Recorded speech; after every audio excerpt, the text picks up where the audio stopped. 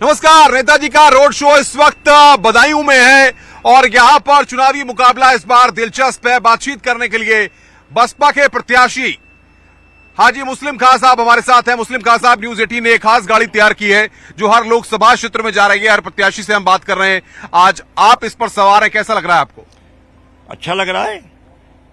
क्या कहेंगे आप, जिस तरीके से इस बार चुनावी दंगल में आप ताल ठोक रहे हैं, इससे पहले आप विधायक रहे हैं और अब सांसद के लिए अपनी ताल ठोक रहे हैं, इस बार मुकाबला है कोई नहीं है? मुकाबला तो कोई नहीं है। चुनाव जीतेंगे, छोटा मोटा मुकाबला करेगी तो भाजपा करेगी और किसी से कोई। समाजवादी पार्टी के चचा, उनके पुत्र यहां पर ताल ठोक रहे हैं आपके सामने, हल्के में ले रहे हैं उनको? वो तो भी बच्चे हैं, राजनीति में वो बच्चे हैं, अभी आए, अभी तो उन्हें समय लगेगा। तो लग रहा है आपको कि एक समय तो समाजवादी पार्टी का गढ़ कहा जाता था इस सीट को, बदायूं को, तो समाजवादी पार्टी यहां पर कुछ भी नहीं कर पाएगी? वो पिछली बार भी कुछ नहीं कर पाई थी।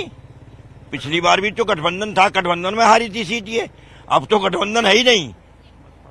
अब तो बसपा की वोट भी खत्म हो गया और मुस्लिम समाज का वोट मुस्लिम खान ने खत्म कर दिया। तो अब क्या उनका क्या रहेगा? कुछ नहीं बचा उनका। भारतीय जनता पार्टी ने यहां से दुर्जय सिंह शाक्य को उतारा है जी, तो क्या माना जाए, उनसे कोई मुकाबला मान रहे हैं आप? मुकाबला उनसे भी नहीं, क्योंकि वो भी नए हैं इस मैदान में।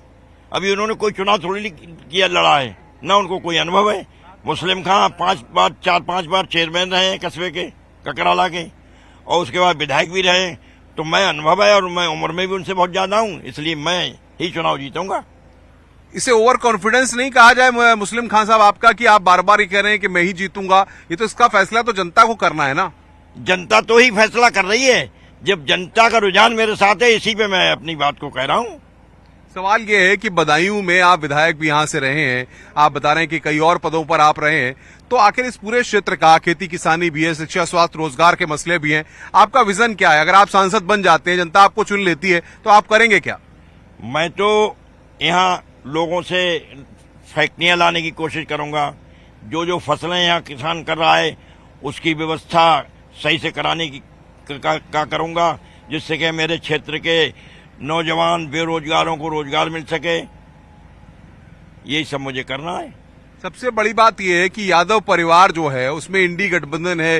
राहुल गांधी भी लगातार प्रचार कर रहे हैं, अखिलेश यादव भी प्रचार कर रहे हैं, शिवपाल यादव भी लगातार प्रचार कर रहे हैं अपने बेटे के लिए।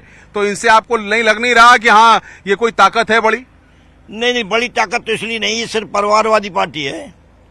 ये पीडीए कर रहे थे ना, जब राज्यसभा का चुनाव हुआ था तो पीडीए कहाँ गया था? आज एसोसिएशन का जो टिकट काटा गया तो पीडीए कहाँ है? किस मोड़ पे खड़ा है पीडीए? इसलिए इस बार पीडीए फेल है पूरी तरीके से। पीडीए का कुछ नहीं है। वो तो देखो कांग्रेस का सहारा मिल गया तो थोड़ा वो जिंदा है, वरना पीडीए तो खत्म था। सवाल सबसे बड़ी ये है कि आप लगातार आरोप लगाते हैं, सभी दल आरोप लगाते हैं कि भाजपा जात पात धर्म विशेष की चीजें कर रही है, लेकिन आप तो खुद मुस्लिम दलित और गठजोड़ के सहारे अपनी नाव को पार लगाना चाहते हैं। तो लगाना भी चाहिए। मुस्लिम दलित गठजोड़ ही इस देश में सबसे बड़ी तादाद में है और जिस दिन ये इकट्ठा हो गया उस दिन सबको बिल्कुल ठंडा कर देगा। आपको लग रहा है कि ये गठजोड़ आपके बदायूं में इस लोकसभा सीट पर आपके लिए काम कर जाएगा? इंशाअल्लाह बिल्कुल पक्का काम करेगा। सबसे बड़ी बात यह है कि जो युवा मतदाता हैं वो आपके साथ क्यों जुड़े, क्योंकि आप तो एक मुस्लिम अप्रोच की, मुस्लिम सोच की बात कर रहे हैं। ऐसे में सबको साथ लेकर के आप कैसे चल पाएंगे? नहीं, मुस्लिम सोच की बात तो नहीं कर रहा हूँ भाई। मुस्लिम मेरी भाई कम्युनिटी मुस्लिम है तो उनको वो तो मुझे जोड़ना ही है।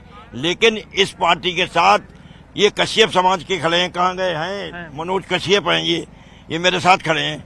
तो हमारी पार्टी जो है ये एक गुलदस्ते की तरह है। इसमें ब्राह्मण भी है, कश्यप भी है, शाक भी है, सैनी भी है, गुजर भी है, सभी बरादियां हैं इसमें। तो हम उसी गुलदस्ते के साथ खड़े हैं। तो आपको लगता है सबका सहयोग आपको मिल रहा है यहाँ पर? सबका सहयोग मिल रहा है, उसका जीता जागता सबूत ये खड़े हुए हैं बराबर में मेरे मनोज कश्यप जी।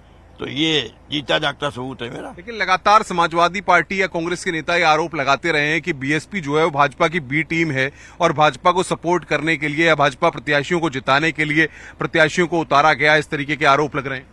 ये आरोप बिल्कुल निराधार और गलत हैं, क्योंकि माननीय बहन जी ने किस दौर में मुस्लिम समाज के लोगों को इतने टिकट नहीं दिए। ऐसा कोई दौर नहीं रहा जिसमें माननीय बहन जी ने टिकट न दिए हों। लेकिन सर्व समाज को टिकट दे दी बहन जी। आज भी सर्व समाज के पास टिकट है। हमारी पार्टी मानवर काशीराम ने नारा दिया था, जिसकी जितनी संख्या भारी उसकी उतनी हिस्सेदारी। तो मानिए बहन जी हिस्सेदारी के हिसाब से काम कर रही हैं और हमेशा किया करती रहेंगी और इंशाल्लाह वो सरकार भी बनाएंगी। अखिलेश यादव भी लगातार बदायूं में प्रचार करने के लिए आ रहे हैं, वो भी लगातार चुनावी प्रचार रैलियां करेंगे। तो लग रहा है कि उससे कुछ माहौल मुसलमानों में बदलाव की स्थिति हो सकती है, मुसलमान समाजवादी पार्टी की तरफ भी जा सकते हैं। नहीं, ऐसा कुछ नहीं है।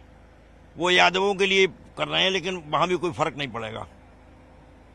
आपको लग रहा है कि जिस तरीके से दुर्विजय सिंह शाक्य को संघमित्रा मौर्य की जगह उतारा गया है, भाजपा ने इस बार चेहरा बदल दिया है, प्रत्याशी बदल दिया है, इससे भाजपा के खिलाफ कोई एंटी इनकम्बेंसी होगी? बिल्कुल निश्चित होनी चाहिए, होगी। आदित्य यादव को आप बता रहे हैं नौसिखिया हैं।